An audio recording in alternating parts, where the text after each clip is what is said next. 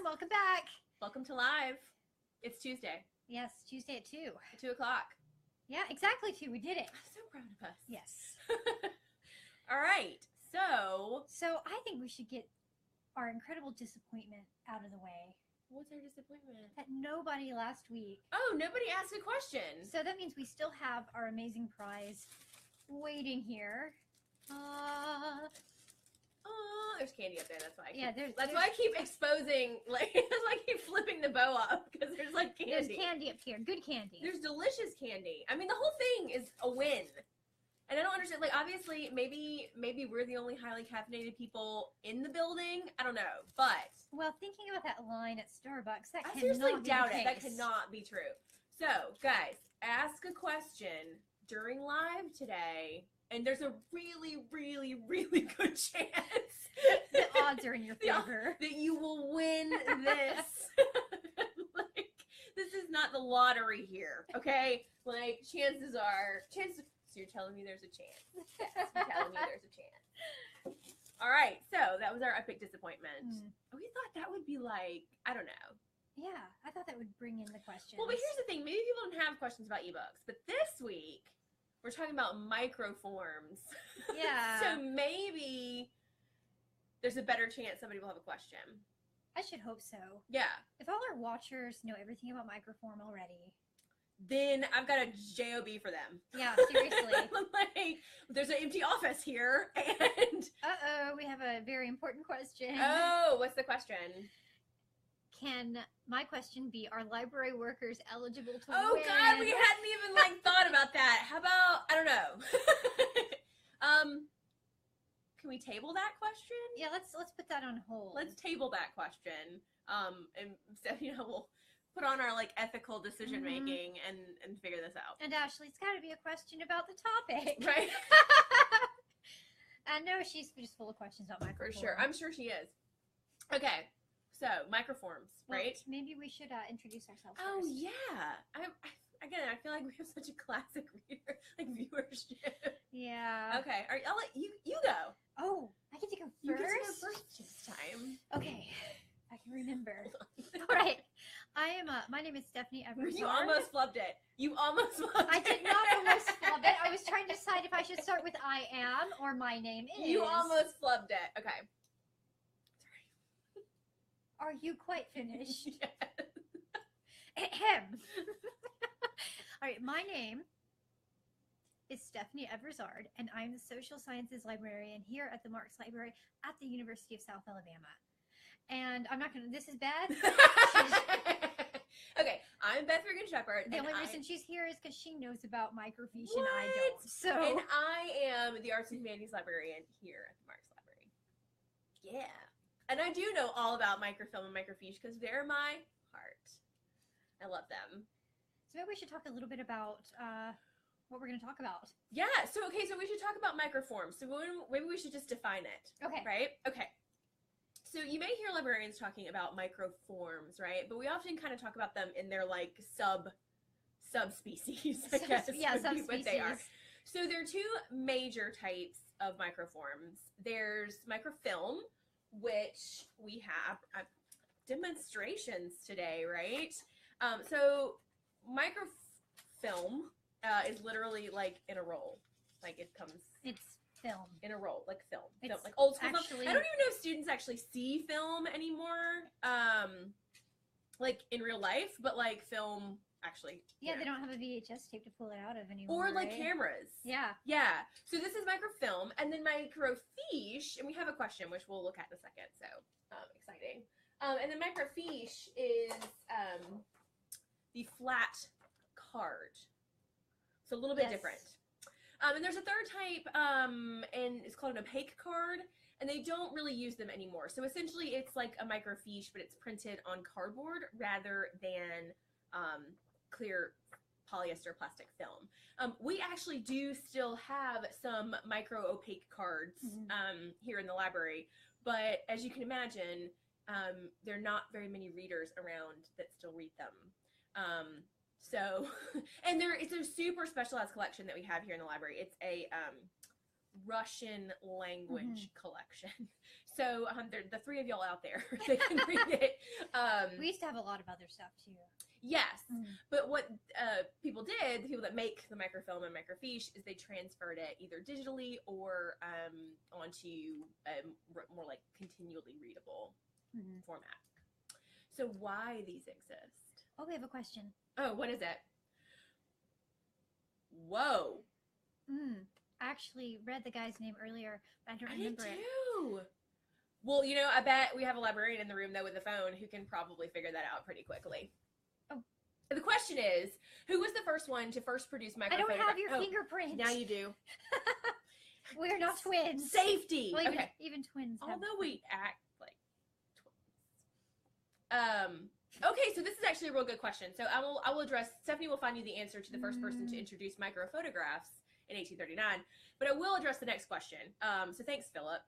Philip says, is microfilm and microfiche being backed up to digitally prevent loss? If so, will the original be archived and replaced by the digital equivalent? So that actually gets into my next, what I was going to say. Yeah, it's a good question. So why these things exist? So for a long, long time, before digital content, libraries had to figure out a way to take huge amounts of material and shrink them, essentially, make them smaller so that their collections could be manageable, right? So that we wouldn't need 47 warehouses to keep newspapers. Right, especially in response to newspapers, because newspapers degrade very, very rapidly. I mean, if you left out a newspaper for like a week, it turns yellow, and then suddenly the next time you pick it up, it sort of crumbles, right? So they had to figure out a way to preserve these kinds of things. And this is before digital. So what they did is they literally had a special camera and they took a picture of it and they shrunk it and they put on this polyester film. Now this film is supposed to last like hundreds of years, okay, with the right conditions. Now, are you talking about, is that question asking about the daguerreotype process? Because that is the 1939 process. But it's a little bit before our kind of standard usage, which really didn't pick up into the 1930s. There you go. But the guy's last name was Dancer. We can remember that. Oh my God. Look at that librarian. There we go. Okay, so back to my microfilm. Your phone is huge. It's a phablet. So I like everything big. So on big hair, big phone. Big hair. So under great conditions, microfilm's supposed to last for hundreds of years with 500 years. Yeah, no estimate, issue, yeah. right? However, optimal conditions are optimal for a reason. So some of I was experiencing this when I was pulling some of these for today. You may walk over the microfilm cabinets and they may smell funny, like a little bit like a salad dressing. It's vinegar. It's Vinegar Syndrome. And it means that those films have been exposed to some sort of humidity or something that was not optimal conditions and they're starting to degrade, which is what librarians are constantly worried about. So to answer your question, Philip, a lot of the stuff, so for example, we still collect the Wall Street Journal or the New York Times, let's say, on microfilm. Although we have a digital access to, let's say, the New York Times from like the 80s. We have digital access to that. But we still collect it on film for that reason. It's essentially like a backup for everything. Because, I mean, if the internet goes down or if they perform maintenance on the interface or the database or something, we still have it in film, in physical copy. So yes, it is, and that's kind of why libraries still produce microfilm. It's a less popular from a user standpoint, like format, but it's for preservation. Right. So I hope that kind of answers your question. And it's quite good for preservation. Yes. Yeah. Because even if it does degrade, it's still going to take a very long time for it to become unusable. So, because we've made it's polyester. It's like a polyester leisure suit. It's not going anywhere, right? Like your dad still has his leisure suit in his closet and it looks brand new. It's kind of the same situation with the film.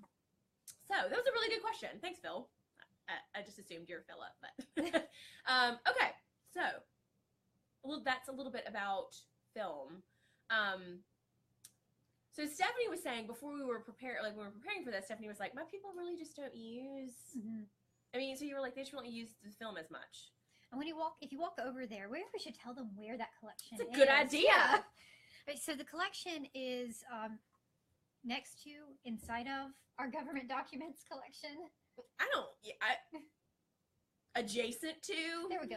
Excellent vocabulary. It is adjacent to the government documents collection on the second floor. So it's through the double door. Remember our drawing? It's through The terrible drawing. it's through the double door when you leave the reference department. Yeah, and it's just a bunch of cabinets, right? Yeah, like they look a like bunch of giant filing cabinets. Yeah, like refrigerators. Yeah. So with they can be metal. pretty intimidating. Yeah, and so kind of one of the reasons. So Stephanie was saying, and of course I left my notes in my office. Stephanie was saying some of one of the reasons that her people just don't use it is that the collection really doesn't lend itself to her disciplines as much as it would say my disciplines, which is kind of why I heart microfilm, because my people, particularly historians, use it a lot because of what's in the collection. Right. So let's just talk real quick about kind of the big boys of the microfilm collection. So there's like some rando scholarly journals that just never made it digital, I guess. Mhm. So like stuff that's real strange, like German math journals. And then, but the largest part of the microfilm collection is newspapers, and then the microfiche collection is going to be the Eric journals. Right. So education folks out there, Eric has been around since the 60s. It's like, I can't remember what it stands for. Education resource.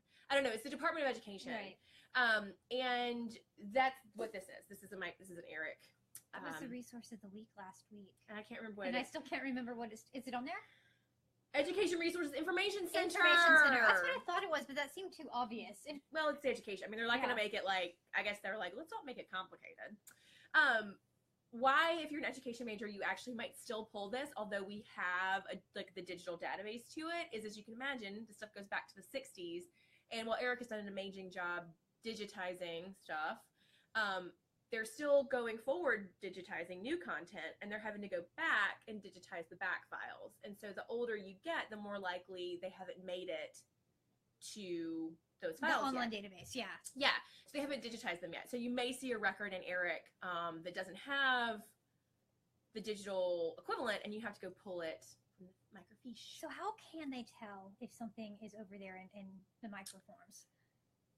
Well, okay, so in Eric, it Mhm. will not, you won't have the link to the digitized content. It will just tell you and I put it back in the wrong way. It will tell you a number. So it will tell you, where are you, number? It will give you a number on the film. So it's a corresponding like number from record to film, if that makes any sense. And then for microfilm, it will tell you in the catalog. So it will tell you it's located in the microfilm cabinets on the second floor south. Yeah.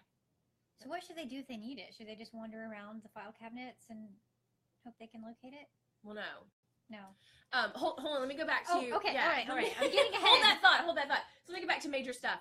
So I said newspapers, right? So All that's. right, I want to get to the let's use it. I know. But I gotta talk about what's in it. Okay. So I said Eric. Eric's a big one. Eric has I think it's like 10 cabinets. It's big. It's huge. The other ones you can see them when you walk in through that second floor entrance. You'll see Eric. They're Eric, right there. Eric. Yeah. Yeah. And it's right like, past yeah. them. Yeah. You may have wondered like, what's with Eric? That's it. There's just some guy named Eric, and he likes to. He's up. really, really, really, really wordy. Yeah. The other big part, I said, is newspapers. And the cool thing about these, and why historians tend to use them more than anybody else, is that these are kind of the back files. So, for example, we have a big one that I think students are kind of interested in is we have the press register dating from like 1875 to current. Our digital access for the press register goes back, I think, to the early 90s, maybe 93 or late 80s, something like that. So if you're not looking very far. Right. So if you're looking for something from the civil rights era, then you're going to need to pull the film. Or if you're looking for something from Reconstruction, you're going to need to pull the film. So we have huge back file of that. We also have lots of back files of things like the Birmingham paper and the Wall Street Journal. It goes back to the 60s. We have Time Magazine on film back to the 30s. So it's really kind of looking for the older things that haven't been necessarily digitized yet. Another thing, it's kind of exciting, that people use film for is a lot of times you may have noticed when they digitize journal content or newspaper content, they'll often leave out advertisements. Right, yes. And cultural historians are becoming more and more interested in, and communication folks becoming more and more interested in like older practices of marketing and how to like looking at advertisements as like cultural history. So while we may have digital access to the actual articles, we still need to pull the film to look at the advertisements, like shoes and stuff. And there are other things too, sometimes like announcements, obituaries, those kinds of things that people didn't think were important enough, right, to digitize. Yeah, because I mean, retractions sometimes don't make it into the digital content. So, so film still has value. You were selling me on it. It's so great. It's so fun. Other things over there, just briefly, that may be of interest to people are some of the Gov Docs microfilms. So there's the congressional record from like the 1830s to present, stuff that's not now digital. And there's also the journals of the First Continental Congress, which is kind of cool. It is cool. And then there's the Library of American Civilization. That's the last big collection, I think, over there. And that's just a crazy smorgasbord of all stuff related to the U.S. between the like beginning and World War I. So like ephemera, like pamphlets, like stuff like that, and also there's some rare books in there too. So they've been digitized. So that's kind of cool, and that will tell you also in the catalog. It will tell you LAC, Library of American Civilization, and they give you a corresponding number, just like Eric. Yeah, there are sometimes books over there. Yeah. In fact, we just recently had to track something down, and IL sent it, right? Yeah. So that's a cool collection. It's big. I think it's about 10,000 sources. So it's a couple cabinets of tiny little things. Okay. So your question. Now is probably a good time for that. So how do I use this stuff? You have to squint. I should have got our big magnifying glass so you can, because that is actually one way to read them, but it's not the most efficient way. Oh, there we just hold it really, really close and let it focus. No, you have to take it to your local Kmart and get it developed. Kmart? Where did you come up with Kmart? I was trying to think of when I was in the 90s, and yeah. Is there even a Kmart in Mobile? Not that I know of. No, I was about to be like, I was imagining my 15-year-old self taking, like my prom disposable camera, fall formal pictures to the, We just dated ourselves really bad, y'all. Yeah, we're old. No, you don't take it to Kmart. No. If you can find an open Kmart, you don't take it there. There are clunky beast robot-like machines that read this stuff. They essentially like blow it up, shine a light behind it, and you can use it that way. They're just like these great big screens that you can read. They look like computers from like the early 90s, or maybe even earlier, like the 80s. They can be finicky. Okay, so I think we should change that to say they will be finicky. They will be finicky. Yeah, I sometimes get real angry with them. They sometimes can be hard to feed the film in. And if it's your first time using, like, feeling the need to use film, or it's like a research project and it's your first time, please grab somebody. There is nothing more frustrating than trying to figure this out and, like, put the film in backwards and you can't, because you have to, like, feed it. Yeah. And then you have to, like, figure out how to drive the thing. You guys may have seen it on TV. Like, people are doing research. Reporters. Yeah. On the like microphone. It's so fun. You'll feel like a real kid when you do it, like a real researcher when you do it. But it can be real frustrating if you don't know what you're doing. And if you're looking at Microfiche, you may have to change the lens, like, because of different magnification, right, to make it big enough. Yeah. So not too big. Or you're right. Yeah. So just grab somebody. Yeah. We have another question, which is a great question. It is okay. So when you're reading these things, you do not have to commit them to memory, because we. Right. I mean, you could. You could. And actually, this isn't true of every reader. No, it is not. So the question is, I'm sure you can see the questions, but I'll read the question anyway. Can you print from the readers? Yes. Yes, you can. But not all of them. Right. Yeah. So back in the day. When you printed from these bad boys, they would make like big. Do you remember that? Like, you printed from, and they make like weird, thick, smelly copies. Yeah, I know what you're talking about. Yeah. Okay. It was real strange. And this is probably like this is early 2000s, like when I was in college. Again, dating myself.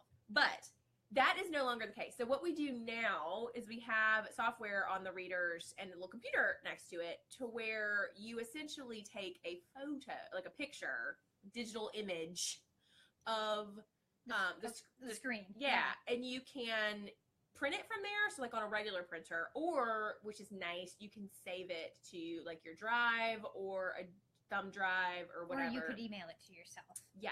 So that you're not having to like carry around these dusty, stinky, like they were weird. Like they were like thick. It was strange. It was like an old mimeograph machine, I guess. It was real strange. I've seen them, but I've never used them. I'm like 6 months older than you are. I'm sorry. So anyway, so yeah, so yes, you can print. So you print from them. You have the image to do whatever you want with it. You can print it. You can frame it. You can take it to Kmart, have it matted, whatever you want to do with it. Yeah, it's a really good question. Yeah, that's a very good question. Thanks again, Philip. Killing it today. Apparently, he's interested in film. If you want to come hang out and talk about film, yeah, we can. She's someone to talk to. So what else should we say about microforms? Maybe we could talk a little bit about the kinds of students who might be most interested in using it. Cool ones. Cool ones. Maybe we should narrow it down because all of our students are cool. That's Beth. true. That's very true. Very true. Well, maybe what are some projects that you've seen where students are using So I would say the majority of people, disciplines using microforms, or of course education, but we'll go ahead and knock you out of that for the Eric. But the other microforms, like I said, I tend to see history students using it, history faculty using it. Communications folks will take a look at it, like marketing people will sometimes come pull them and use them, look at the older newspapers. Some of my like more arts people are interested because, like, let's say the Times or like the New York Times Theater Review or the Times Literary Supplement, stuff like that is on film. So if somebody wants to think about like how, I don't know, let me try to think. So how Cat on a Hot Tin Roof was received in its original, so the original review in like 50 whatever. 1950 whatever, then it would probably be on film rather than like digital. So people that are doing kind of reception studies will do that. They'll look at film the most. So some projects. I put you on the spot. You all right. did. You said there's some Russian language stuff over there too, right? Those are the opaque cards. Yeah, which we actually, I don't even think we have a reader for the opaque cards anymore. So if you were going to be that person, we have to like, I don't know what we would do. We figure it out, but. Are they aperture cards? No, they're literally, they look like index cards, but they're white and they are printed. They look just like this. They're white. I see. I've never actually looked at them. Yeah, I mean, because you'd be like, cool, that's really tiny. Because we don't actually have a reader for them. But that's kind of the question. I mean, it's not necessarily the question that Philip had, but it kind of speaks to that question. Like, we keep them because they're not anywhere else. They're not anywhere else. There's one other library, which go south. There's one other library in the U.S. I think that has them, and we're not getting rid of them for preservation purposes. Even if we can't read them, we're going to keep them because somewhere we'll be able to read them. So I did have a student, I guess it was a couple of semesters ago, who was working on something related to like gender roles in women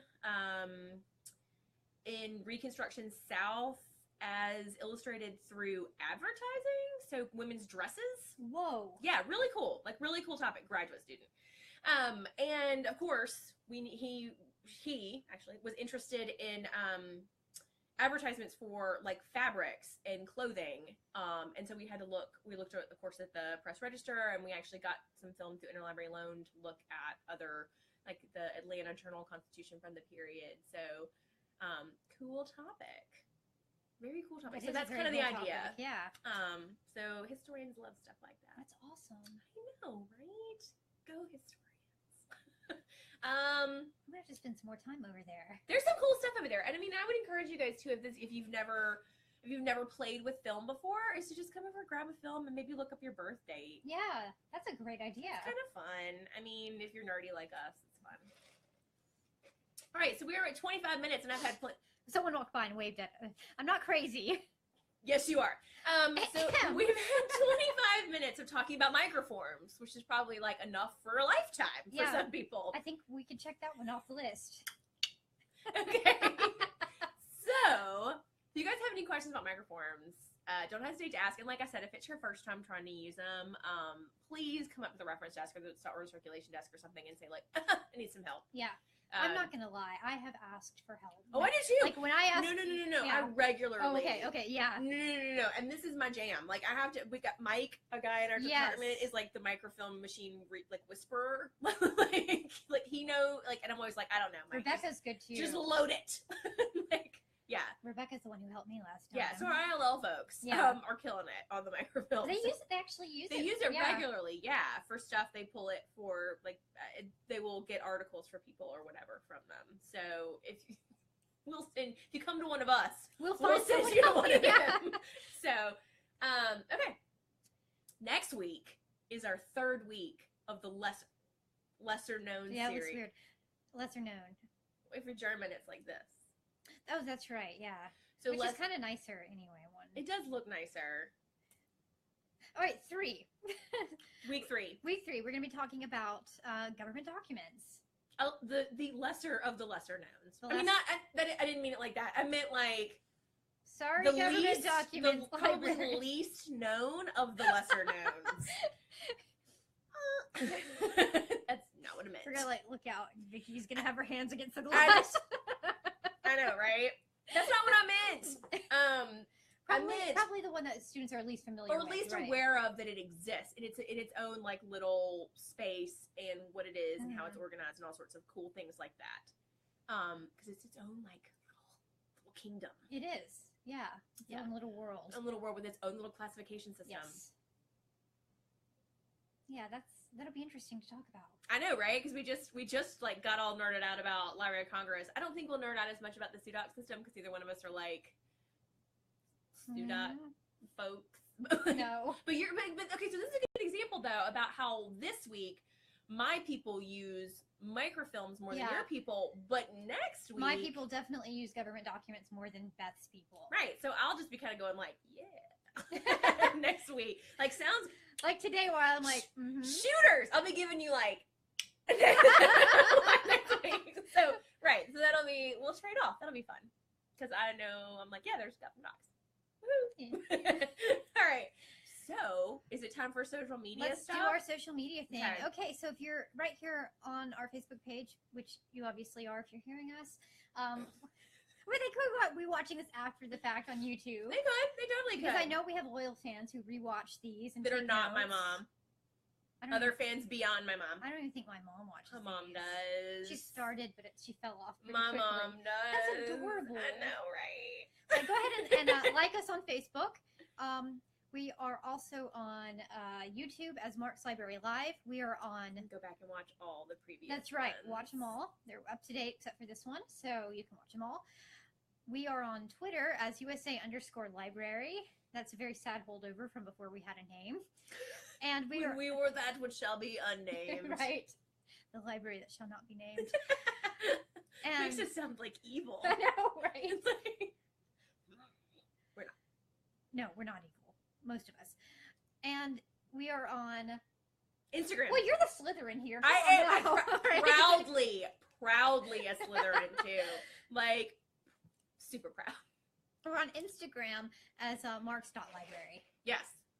I think that's everything, right? I think so. Yeah. I think that's enough. It's plenty. Trust me. Okay, so totally tangent, but have you heard about this new social media platform? Like, it starts with an wow, okay. It's supposed to be like a combination of Facebook, Instagram, and all sorts of. I'm like, we don't need another social media platform. I'm done. I sound old when I say that, but I'm just saying. I have not heard of it. Anyway, which makes me even older than you, I think, to have not even heard of it. All right. So, guys, students out there, we know y'all are hipper than we are. So let us know what you think about it. I think it's like Vimo. Maybe I'm confusing Venmo. I don't know. It's something. If you know about it, put some in the comments. Let us know if it's something we should investigate or just a passing fad. Yeah, for sure. Let us know how you want to engage with us. Yeah, because we want to engage with y'all. We want to be cool, and we're not really good at doing it on our own. No. Don't even try. Okay. Don't even I'm try. cool. All right, guys. So next week, look for Our last of the lesser known series, but not the least of the lesser known series. I'm gonna have a hard time living that one down. Government documents. So we will see you next week, Tuesday at 2. Yeah. Thanks, guys. Bye, everyone. Bye.